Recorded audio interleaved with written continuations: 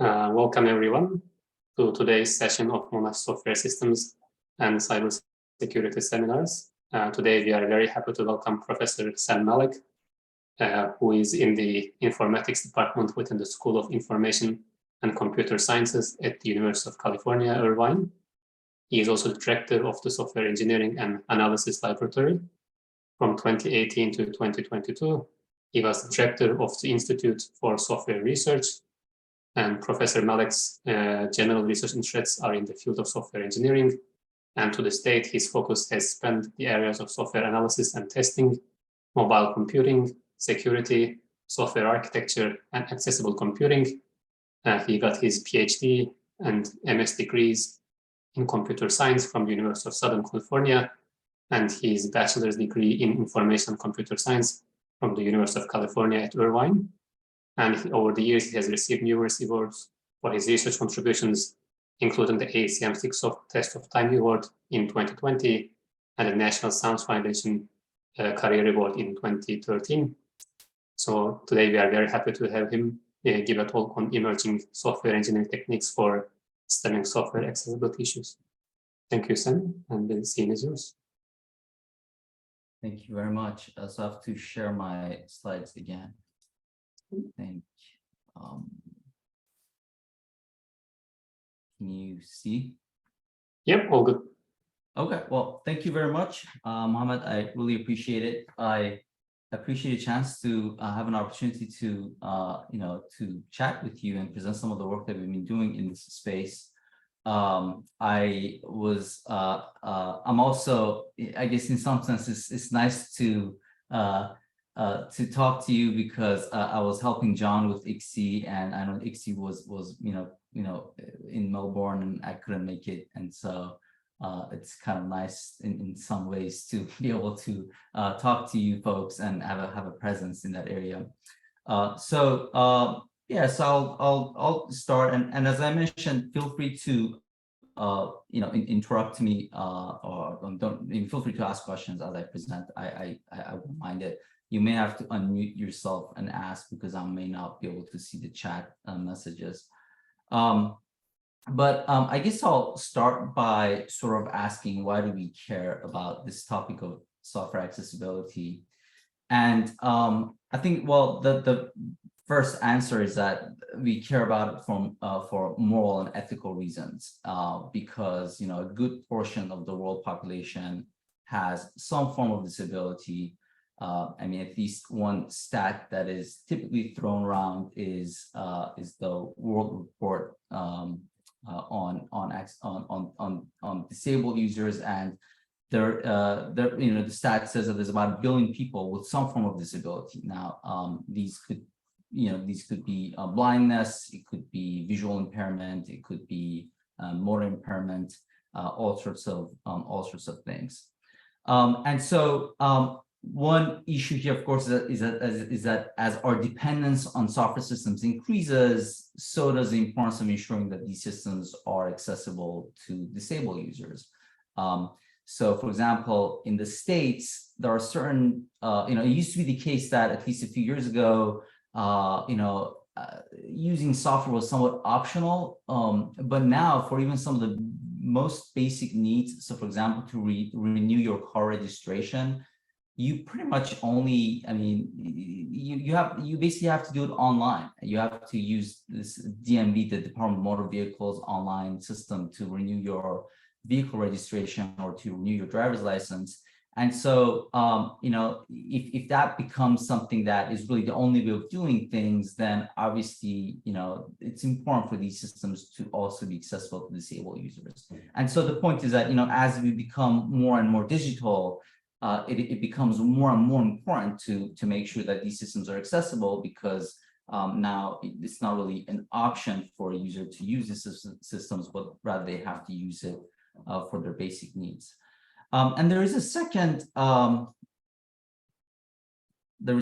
reason which is becoming more and more important, and that is legal reasons. So there are regulations all around the world, but in the States, the one that is particularly important is this ADA, or Americans with Disabilities Act. And this is, it's been around for a few years. It's been around since 1990s. It's intended to protect individuals with disabilities rights, basically. And it's been interpreted by the courts to apply to digital spaces and websites and mobile apps. And there has been recent, recent rulings that that have gone in, that people have been successful at suing large companies. So here's an example from Domino's Pizza. That's a popular pizza franchise in the States, and a blind man wasn't able to order his pizza through Domino's website and was able to successfully sue Domino's, and even the Supreme Court upheld that ruling. And so more and more companies are paying attention to these accessibility issues because of the legal reasons. Okay, so those are at least two the two reasons. I mean, there are other reasons as well. So, for example, accessible software generally tends to be also more usable. So, if you have an accessible software, it creates great publicity for you. It also increases usability of your system, and so on and so forth. I think before I get into the details of my work, I want to kind of spend some time provide background as to how disabled users interact with software. And for the most of today's presentation, or all of today's presentation, I'm going to talk about mobile apps and specifically Android, because that's where most of my focus has been on. But a lot of these ideas and the challenges also transfer to other kinds of systems. So let's think about a simple example. Let's say you're installing Walmart app on your phone, and you're trying to basically run the Walmart app. And so the first things that you have to do is you have to grant access to this Walmart app. You have to grant it access to your location, to your GPS, and then basically install it. And so if you are a sighted user, if you're not disabled, what you would typically use is you would use the touch screen. So this is the first screen that you see when you try to install the Walmart app. You would click on the enable location to grant it access to your GPS services. You get another dialog box. You click on allow to grant access to that, and that would bring up the Walmart app. So this is how a user would use the app if they don't have disability.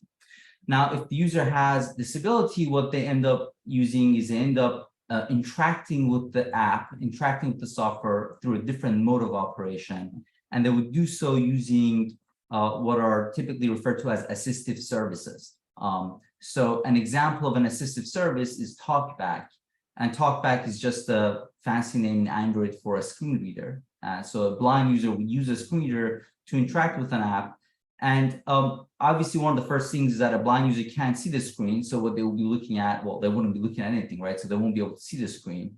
And instead, they're going to rely on this screen reader to help them navigate to the screen. And the screen reader is going to allow you to step through the elements on the screen. And as you step through the elements on the screen reader is going to announce what is being displayed on the screen. So, for example, here, the first thing that might be announced by the screen reader is navigate up button. So now the blind user knows that, okay, here's navigate up button. They can click on it to go back and whatnot. And so the way screen reader is able to do this is uses something called content description. So as an app developer, you have to provide the textual description of this button or this icon, which in this case is navigate up, so then the screen reader can announce it. And of course, if this is null, as you can see here, if the value of this is not provided by a developer, then what you're going to get is unlabeled button. And so that at this point, the blind user is confused, doesn't know what exactly is going on. And so this is known as a missing speakable text. It's a common form of accessibility issue in and also websites. So So this is, of course, one issue. A second issue is, coming back to how a user would interact with the app. As a blind user, what you would do is you would swipe on the screen. So you would swipe from left to right to step through the elements on the screen. So, and as you step through these elements, the screen reader is going to announce what you're looking at, right? So in this case, it's going to read what exactly is in this text box. Then you swipe again, you get to enable location. And once you get to a button that the user wants to click on, you would double click anywhere on the screen. You don't have to actually click the button itself. You can click anywhere on the screen, you double tap, and that's going to bring up the next dialog box. So the user would swipe left to right again. You get to deny button, you swipe left to right, and you get to allow button, double click, and or double tap, and now you're to the Walmart screen.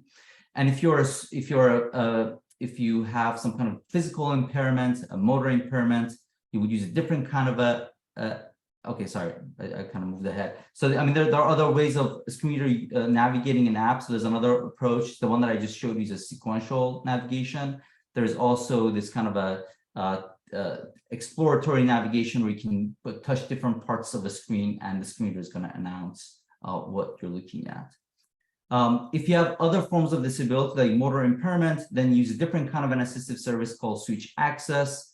And this is a special kind of a keyboard that you would have.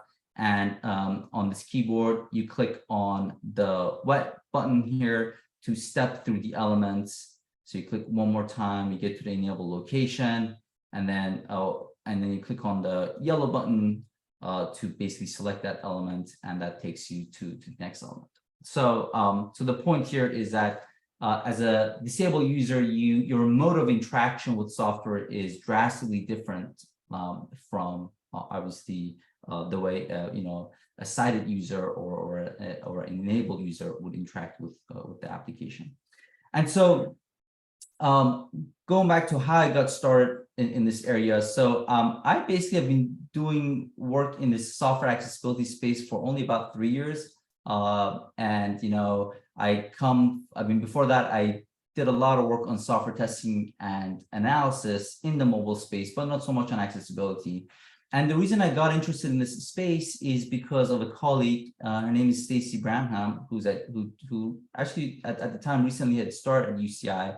And so she comes from the Chi community, from the accessibility community. And she, at some point we were chatting, and she was telling me about one of her students, a blind student, who was, they were basically talking about the challenges that these users have. And she was telling me it takes about 50 interactional turns for a blind user in some of the experiments that they've done to search for a term on a modern browser and navigate to the first result. So something that is pretty easy for a sighted user to do, and we do this maybe dozens of times in a day, could really be a time-consuming task for a blind user. And they had also published a paper around that time in 2019, 2022, where they had found that blind users tend to memorize navigation sequences in apps that they like to use, and they decline to update these software apps that they have memorized. And so there's this kind of resistance of updating an app, because if you update an app, it's possible that those navigation sequences that you've memorized will become stale, and then you would have to go back to exploring and finding the new navigations that you would have to memorize. And this has all sorts of implications, you might imagine, in the sense that these apps might have vulnerabilities and so on and so forth. And so the blind users have this kind of resistance towards updating the apps, and they memorize the navigation sequence and so on. And so all these challenges really got me interested in this problem, because I'm a software engineer, and so to be honest, I was a little surprised that there's not a whole lot. I don't want to say none, because there is definitely researchers that work in this space, but there's not a whole lot of work on software accessibility that shows up in top software engineering conferences and journals. You see a lot more publications on other quality attributes of software, but not so much on accessibility. And so I was kind of interested to see why. I was just basically working in this space because I just thought that this seems to be an understudied area generally in software engineering.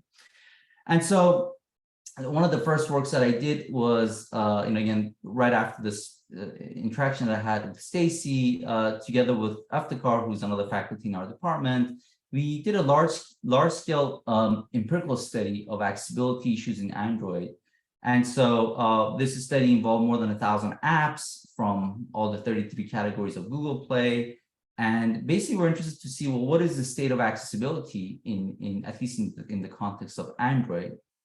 And the results were, at least to me, were interesting and surprising. And so I give you a little background on the tool.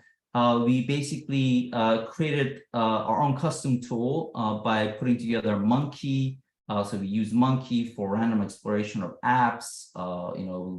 We'll run Monkey for 30 minutes. A Monkey is a random test input generation for those that are not familiar with the space. And we would basically take screenshots and XML layouts of these screens that were explored by Monkey, and we would run them through something called Google Accessibility Scanner, which is the default accessibility testing tool in the realm of Android. And we'll basically produce a report, an output from this, which would have different kinds of inaccessibilities that were found, the number of UI elements that had inaccessibility, and so on and so forth. So using this tool, we studied over 1,000 apps, and we also conducted a survey of Android developers. So we had an online survey that was sent out to 740 developers, and we got 66 responses. And the point of this was to somehow try to understand, not only study the apps, but also understand from the developer's perspective what are the practices and what are the challenges in making apps accessible.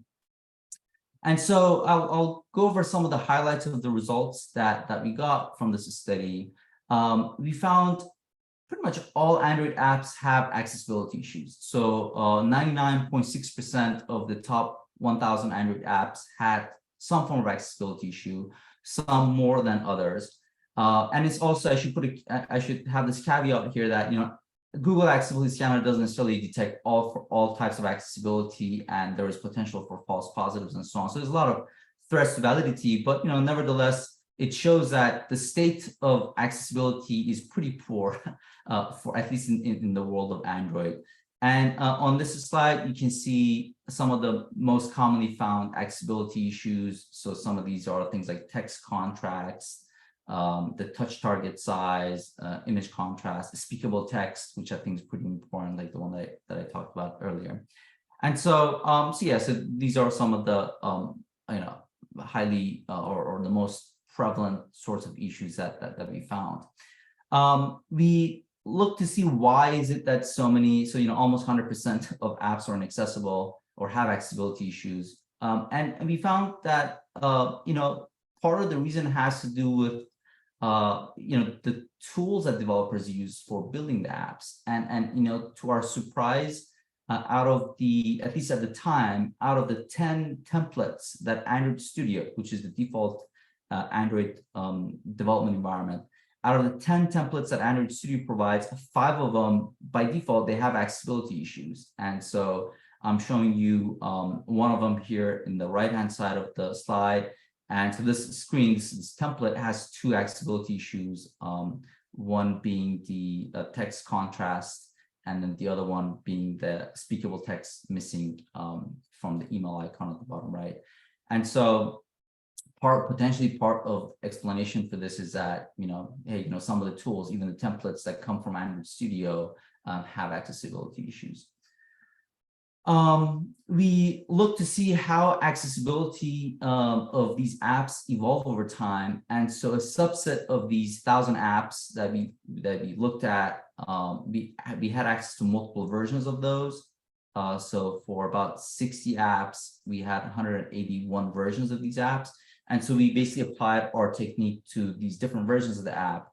And I guess, as somewhat of a nice finding here was that apps seem to, in general, become more accessible over time, at least in the context of this limited study that we did with Google Accessibility Scanner. And so on average, we saw that app accessibility improves over time, as you can see in this figure. For about 30%, they remain the same. Some become become less accessible, while others generally improve. So that was a nice finding. We were interested to know, are apps developed by large and well-known companies more accessible than others? So we looked at apps that were developed by the Forbes top 100 digital companies. These are companies like Amazon, Google, and Microsoft. We're interested to see if apps developed by these companies are more accessible than apps developed by maybe entrepreneurs or smaller companies. And generally we expected that to be the case because, if you're one of these large companies, technically you have more resources and, given the litigation and legal aspects of accessibility, you would probably be more concerned about these kinds of issues. And I think that somewhat of a surprising result that we got from what I would have expected we would get is that other than one accessibility issue, which is speakable text, all the other, so pretty much there was no difference with respect to all the other accessibility issues. Speakable text seems to be 70% lower in the apps produced by top companies, but with respect to the other accessibility issues, we didn't see any significant difference. So that was somewhat surprising to me. We were interested. Sam, can I ask a question? Absolutely. This might be a kind of like a naive question. Is there any kind of, at least in the US, is there any regulation kind of enforcing the apps to have certain accessibility features or? So there are no, so there are general regulations like the ADA that I talked about early on. So there are laws in the books that apps and websites should be accessible. And companies such as Google and Apple have their own accessibility guidelines that developers are encouraged to follow.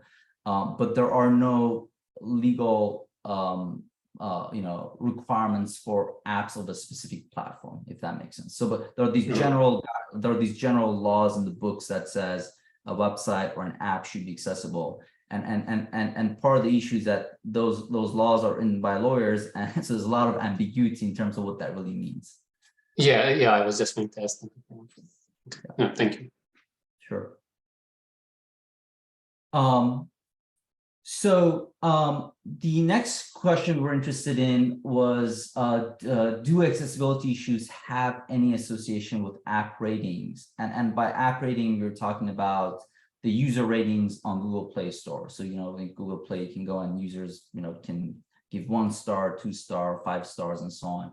And so we collected user ratings for these apps that we studied here. And again, I was somewhat disappointed to find that there is actually no correlation between accessibility issues of apps and the user ratings. And this could potentially explain why developers and companies don't care about accessibility. I don't know. I'm hypothesizing at this point, but there was no correlation.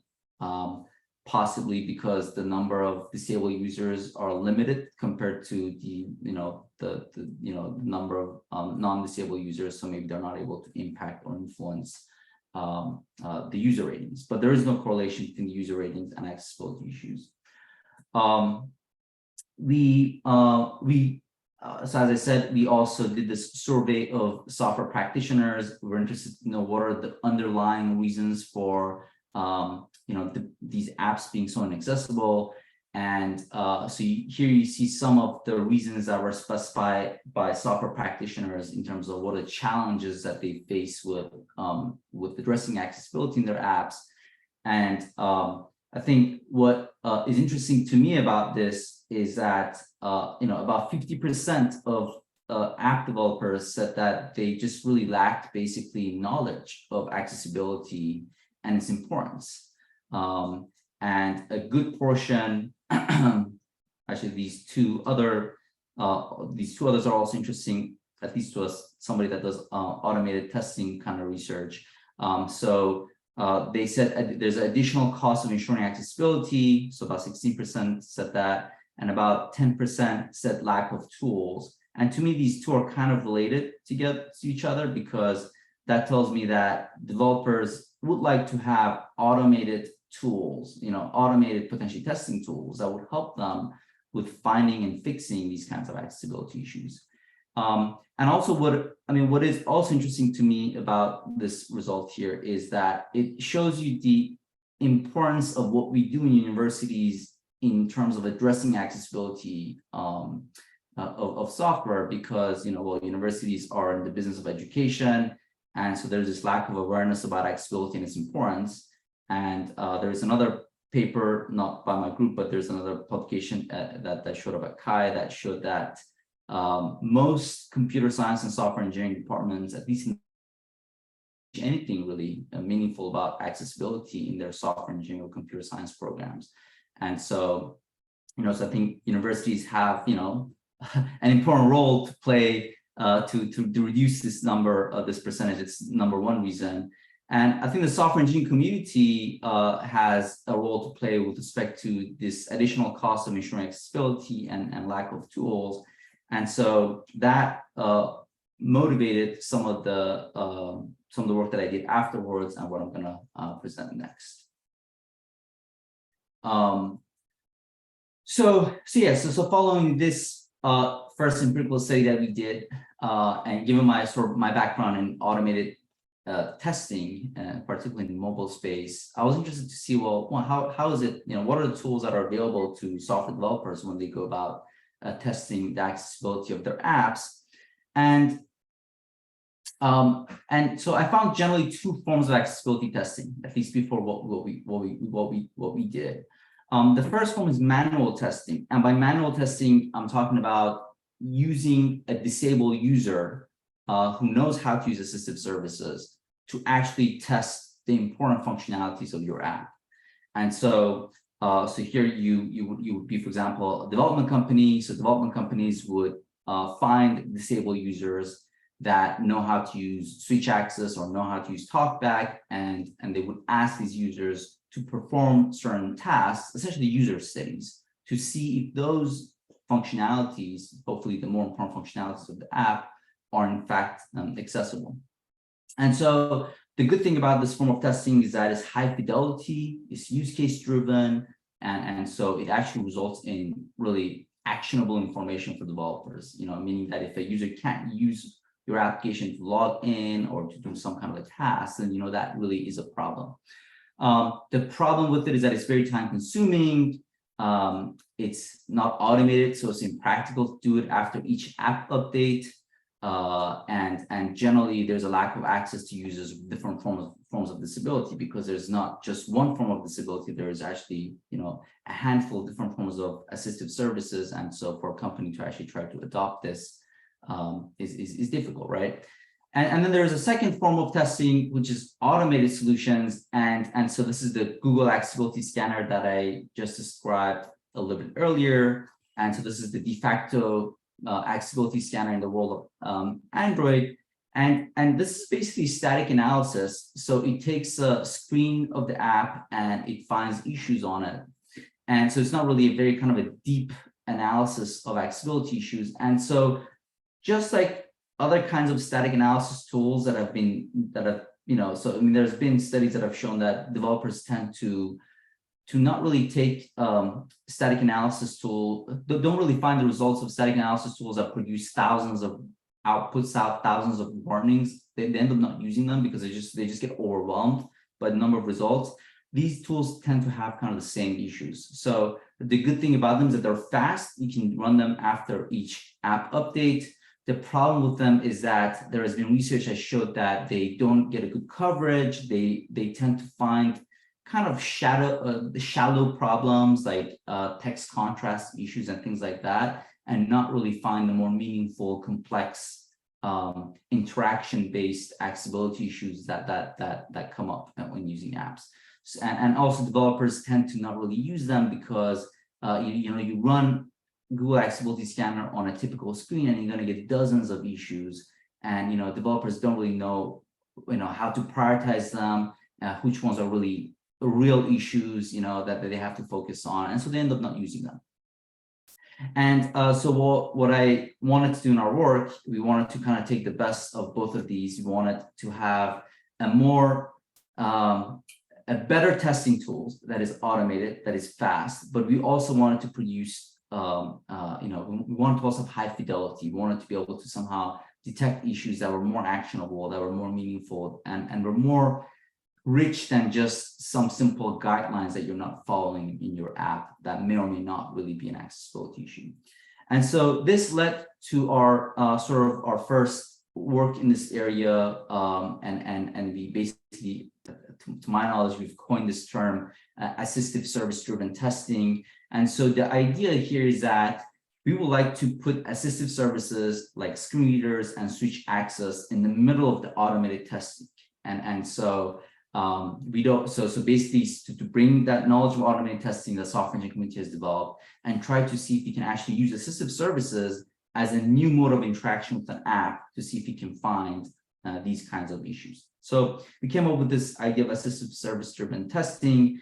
And so our first work here was a paper that was published in Kite 21. It's a tool called Latte. And at a very high level, it has these 3 steps that you see here. And and I'm just going to walk you through it really briefly. The first thing that we start with is test cases. So, app developers a lot of times write test scripts for testing their applications.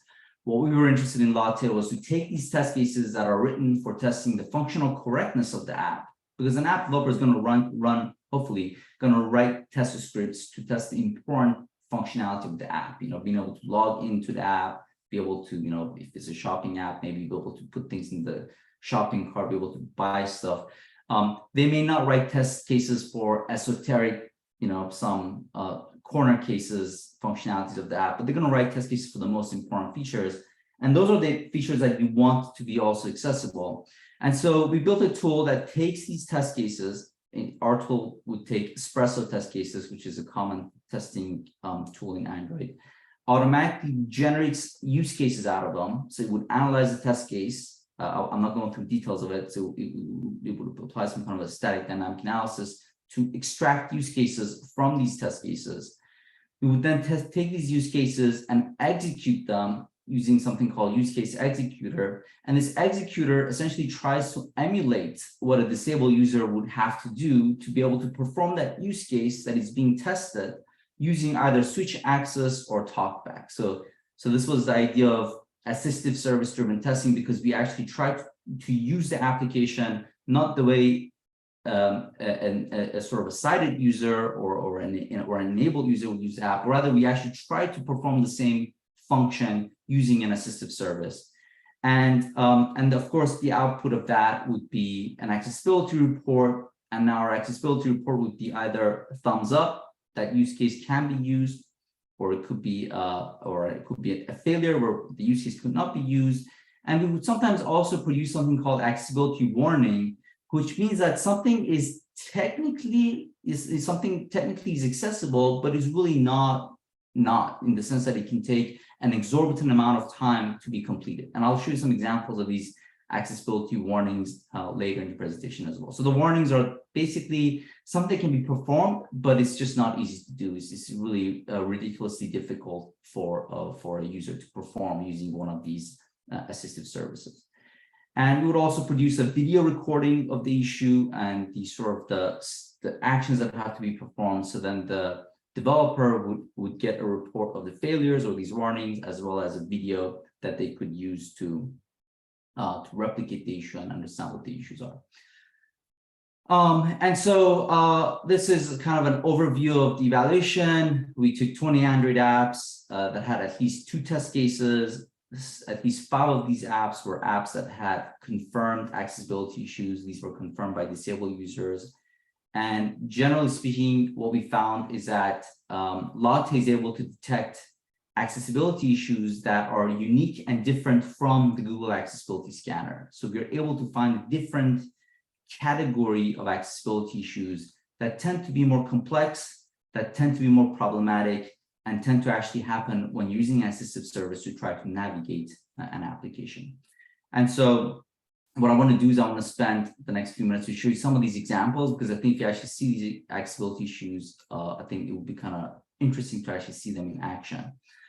So one of the issues that can happen, one of the kind of failures that we can detect, and again, pretty much all these issues that I'm showing you, only our approach can detect. At least Google Accessibility Scanner cannot detect them, because as you will see, they require you to actually interact with the application. These are not the kinds of issues that you can detect by simply doing some simple shallow static analysis.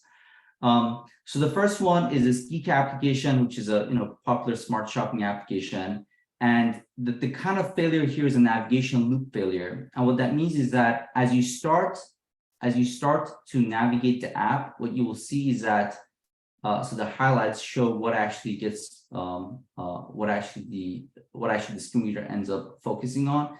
So as you see, you can actually never come to this create account. So user can never actually come here to create an account and be able to log in to the application. The user gets stuck in navigating these icons, which are supposed to be in the background. And so a typical user, a non-disabled user will just be able to click here, create an account or sign in. But if you're using a screen reader, you're going to get stuck in these kind of icons that are shown in the back, and you're not able to basically get to the point of signing in. So the second one is still a navigation loop, but it's a little bit different because this navigation loop, I don't know if you can actually see it, it's the highlighted green boxes. So here, once you get to this reel at the top, the user will get into some kind of a horizontal navigation loop, and you basically end up just looping through all the elements at the top of this application. And so, at least in the sequential navigation, the disabled user wouldn't be able to reach the rest of the application to be able to actually use the application. The second category of failures are dynamic layouts. So this actually is a popular app. This is Expedia, which I assume many of you have used. And so in the Expedia on Android, there is this menu at the very bottom, okay? And so if you go and you search for some kind of a trip, you're going to get a list of, so in this case, somebody searched for Big Sur, you get a list of potential, itineraries that you can select. And what happens is that as the user tries to navigate towards the bottom of this list, this menu at the bottom, it goes away.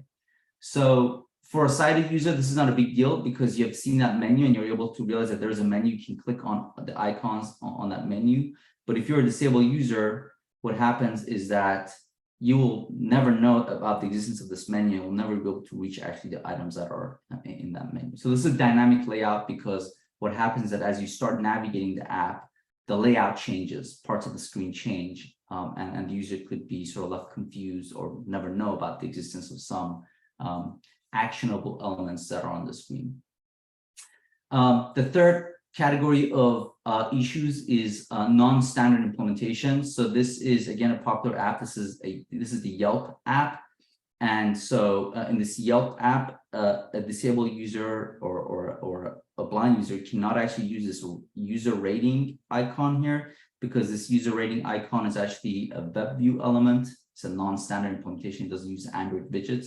So if you try to navigate through this application, you will see that the navigation is going to jump over this icon and goes to the bottom. And so as a blind user, you can actually never click on this rating of the Yelp application to be able to rate, to provide feedback.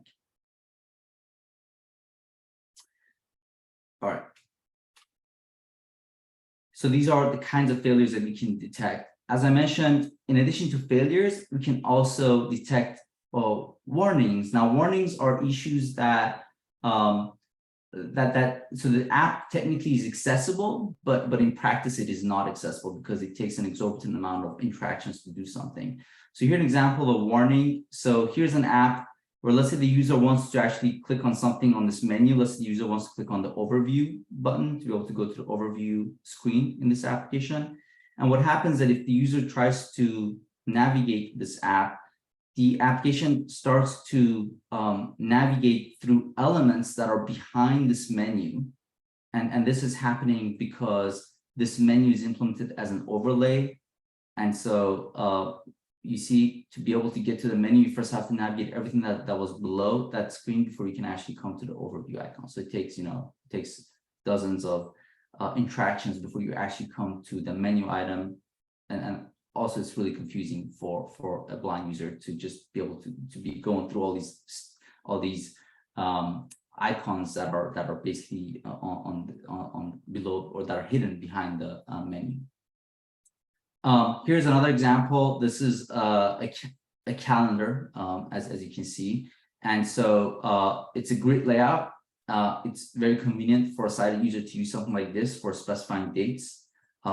But in this example, what you see is that a blind user would have to use screen reader And so the screen reader is going to require lots and lots of interactions to go through each of these dates before you get to the OK and cancel at the bottom. So you would have to navigate, what is it, I don't know, 20 or 30 interactions before you can actually get to, OK and cancel to get out of this calendar icon or calendar widget. And so most blind users prefer to have a calendar where they have a drop-down option, because the drop-down is going to make it much faster for them to specify dates on an application. So again, this is a warning, because technically it is accessible, because the user will eventually get to OK and cancel at the bottom. But as you can see, it's extremely difficult and time-consuming for a user to interact with an application in this way. And then I think the last example that I have is this dictionary application. It's a very popular application. I actually have it on my phone. So in this dictionary application, the textual description or the definition of terms is specified as web view components. So I think each of these words is a div. And so because of web view, it means that the screen reader has a difficult time reading it. And so what happens is that the screen reader is going to step through each of these words and is going to announce each of these words separately. And so again, you can imagine this results in a very awful and awkward experience for a blind user, because the right implementation, of course, would be to provide this as a textual element, so then the screen reader can read the whole thing in one go.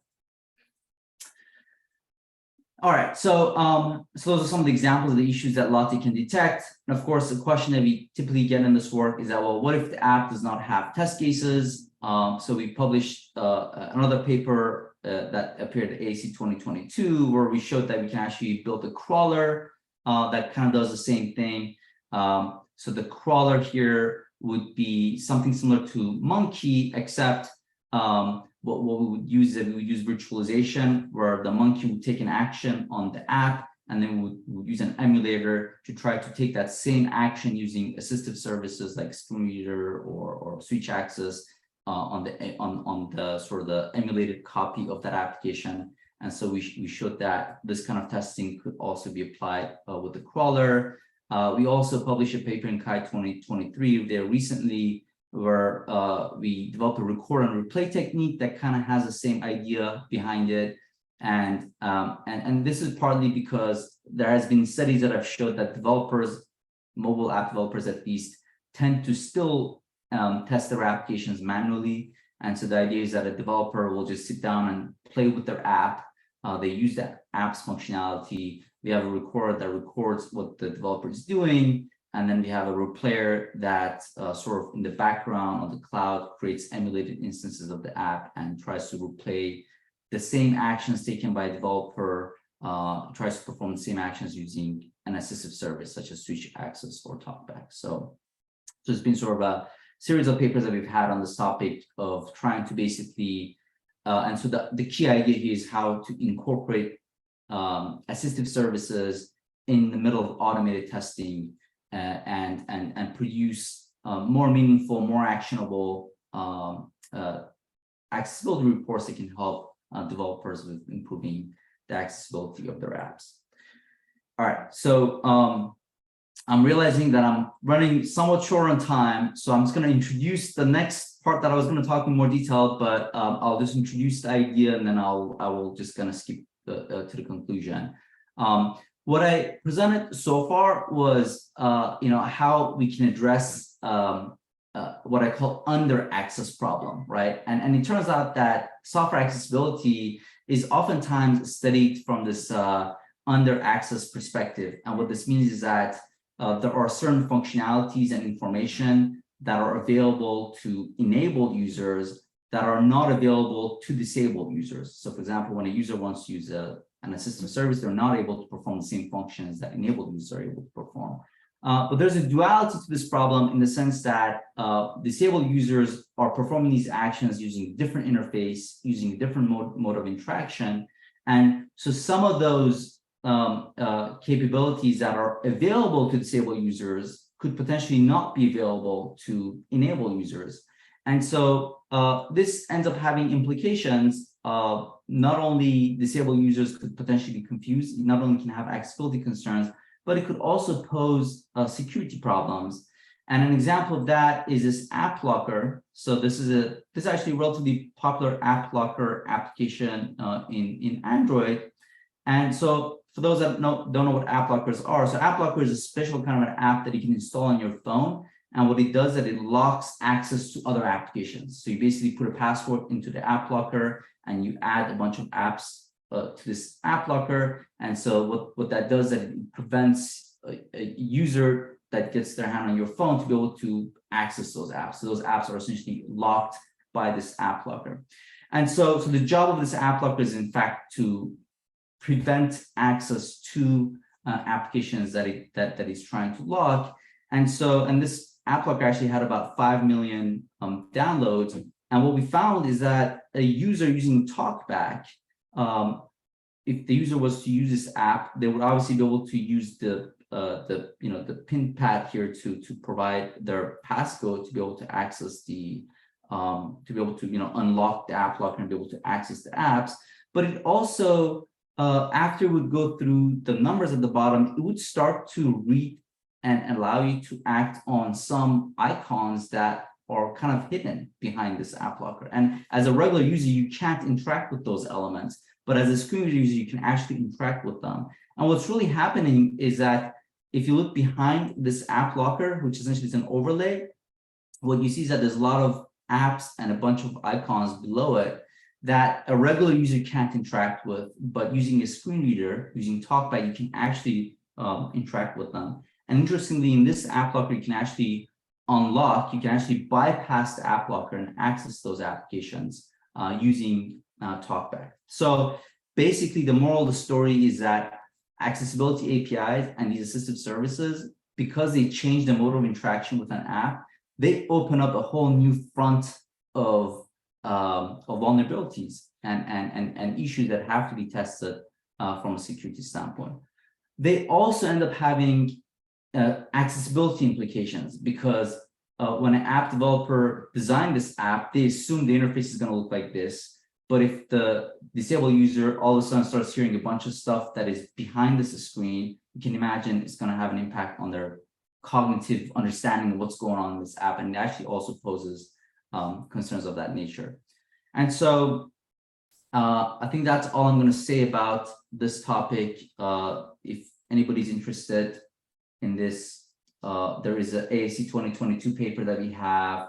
It's called Too Much Accessibility is Harmful, where we showed how assistive services and accessibility APIs could be used to launch security attacks and all sorts of other issues that they may cause. Okay, so with that, I'm just going to conclude here. So I presented, I hope I motivated why software accessibility is important for moral and ethical reasons, for legal implications. And to my surprise, there's not a whole lot of software engineering researchers that are working on this topic. There's a lot more researchers in Kai community working on this topic. And one of my missions in life is to hopefully get more people in the XC and FSC community, in the software engineering community, to also start looking at this problem, because accessibility is a software quality, and I think it deserves to be studied. And it's growing in importance, I think, as software is becoming less and less optional and more important in our daily lives. I present an overview of our empirical study that generally showed pretty grim situation in the accessibility of mobile, in particular Android. We found a lot of accessibility issues. We found that software practitioners generally aren't aware of the issues. They don't have the right tools. And what that means is that there's a lot of opportunities for folks in academia to try to make a real impact in this space. I gave you an overview of our work in this area of assistive service-driven automated testing, where we try to change the mode of operation, change the form of testing that we do to find these accessibility issues. And I talked about the duality of software accessibility and how not only it can impact, not only is it important to study accessibility from the perspective of how it impacts disabled users, but it also could be a concern with respect to security and privacy. And with that, I think there's a few minutes left for questions, but thank you very much for your attention. Thank you very much, Sam, for this very interesting talk. I was going to ask about the security actually, but you left. Yeah, that's great. I think you answered my question already as a kind of like someone from the cybersecurity background. John has a question, which I think you also partially answered about these accessibility issues. Yeah, John, do you want to just ask your question? Thanks so much, Sam. I was wondering that sometimes you find trying to fix accessibility problems, you introduce new ones for other people. So this is one size doesn't always fit all. So a few of the examples you gave, some of those UIs are good for certain people with certain capabilities, but they're not good others. When you start trying to redesign and fix, sometimes you end up making the interface less good for other people. I guess it's that, should we always strive for one size fits all, or should we have different interfaces for different people and different capabilities? Now that introduces its own versioning problems and all manner of other things as well. That's excellent. Excellent question. Something I've been thinking about. So I think if I'm what you were saying, John, is maybe what we need is a kind of a adaptive interfaces where depending on your disability or depending on the mode of interaction, maybe some interfaces are more optimal than others for how you're going to interact with the system. And I think that's an interesting idea. I think I'm not really sure if a lot has been done in that space. It would almost be like your settings where when you install the app, you would walk through a widget and the widget would ask you, hey, how are you going to actually interact with that? Are you going to use a touch screen? Are you going to use a screen talkback? Are you going to use switch access? And based on that, maybe developers would create different interfaces that would be optimal. I think that's an excellent point. Yeah, that's what we've been working on. That's the approach we've been taking. If you have publications in that area, I would love to. I'll forward a few to you. Yeah, sure. Thanks very much. Chunyang, go ahead. So first, thanks, Sam, for the nice talk. I think you talk quite a lot background, the accessibility testing, and even some work beyond the accessibility. That's really interesting. I think I read most of your papers. Okay. I also have some work in this area. So because I have read most of your work, so I don't want to ask too many detailed questions. I want to ask some general questions. So I think, as you mentioned in one of your work, you mentioned that with the evolving that even you find some accessibility issues, actually, those issues were not fixed by the app developers. I also have some issues. We do some testing, find some bugs. They submit bug reports about data. They don't care, or they are not aware of the importance of accessibility. So how to help the community to understand this question, or how to make some real world impact of your accessibility related works? Because for other testing works, you find functional bug, you find crash. Okay, the company are very concerned about that. But for the accessibility one, how to do that? How to get some real world impact? That's an excellent point. And I think a little bit of it comes down to what I have here at the top right slide, so the lack of awareness about accessibility. So maybe developers, I agree with you. We have also reported some of these accessibility issues that we've found to developers, and sometimes they fix it, but a lot of times they don't, or they just kind of, and I think part of it comes down to lack of awareness. But we actually did another study in another paper that we had where we studied Twitter data.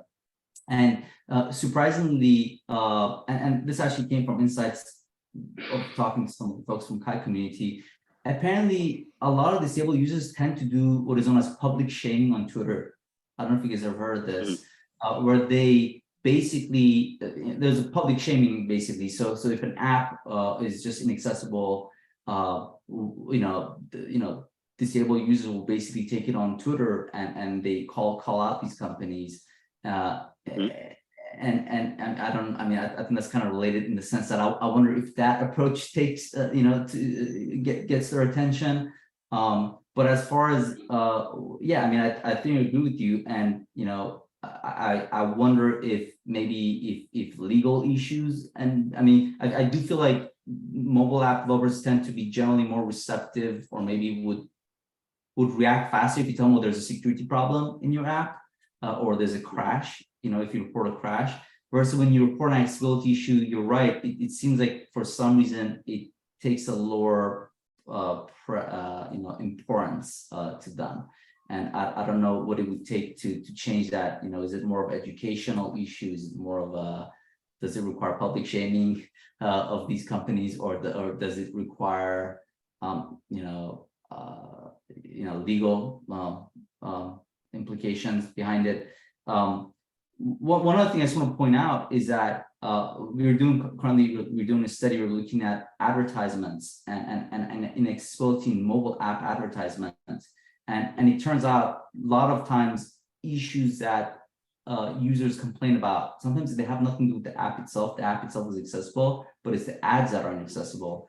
And so it's also a little bit difficult to separate out what are the issues in the app or is in the advertisement. I think there's a lot of dimension to this problem. That's interesting. That's interesting. Thanks a lot. Just a quick follow-up question, another question. So I find some of your work you publish on software engineering domain, some of your work you publish in the, I think, high LCI domain. So how do you determine which venue you want to submit or you want to get published? I wish I had a smarter answer to this. I pretty much all, so we've had 3 or 4, I think 3 papers in Chi. All of them is because we missed the ICSI deadline, and Chi deadline is after ICSI. I see. Yeah. Okay. That's a good point. Okay. Thank you. Just a very quick one with that, Sam. There's been a lot of work done in like the assets community, the Chi community, the WIST community, but software engineers don't use it. And I put a thing in the chat. One of my software undergrad students said, a paper I'll send you on adaptable UIs, accessibility, we heard about it in a UX lecture like 2 years ago, but don't know anything about it. And to me, computer science and software students, unless they're doing HCI, that's been my experience. And even when I've been teaching UX and teaching HCI myself, the students get this little dose, but then they do nothing more.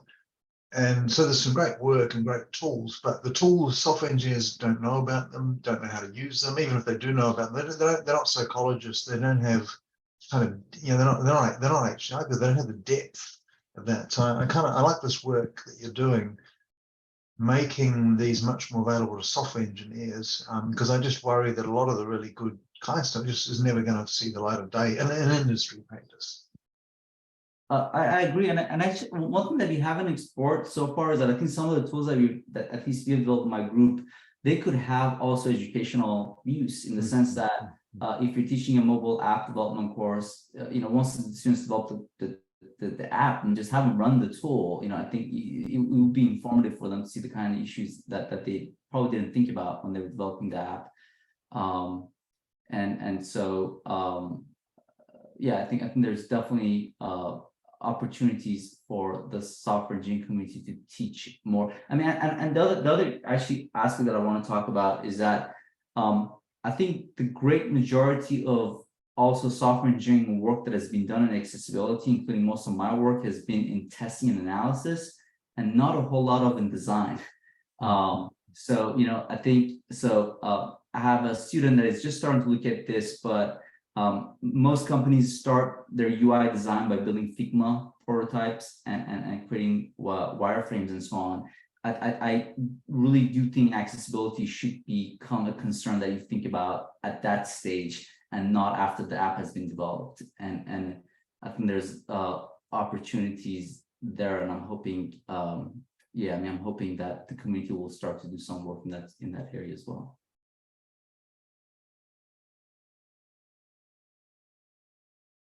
All right. I think for the sake of time, we may aim to conclude here. Thank you very much, Sam, for your very interesting talk. And thank you everyone for tuning in. And hope to see you in the next seminar. Thank you very much, everyone. Thanks, Sam. Take care. I'll send you some papers. Yeah. Thank you, Sam.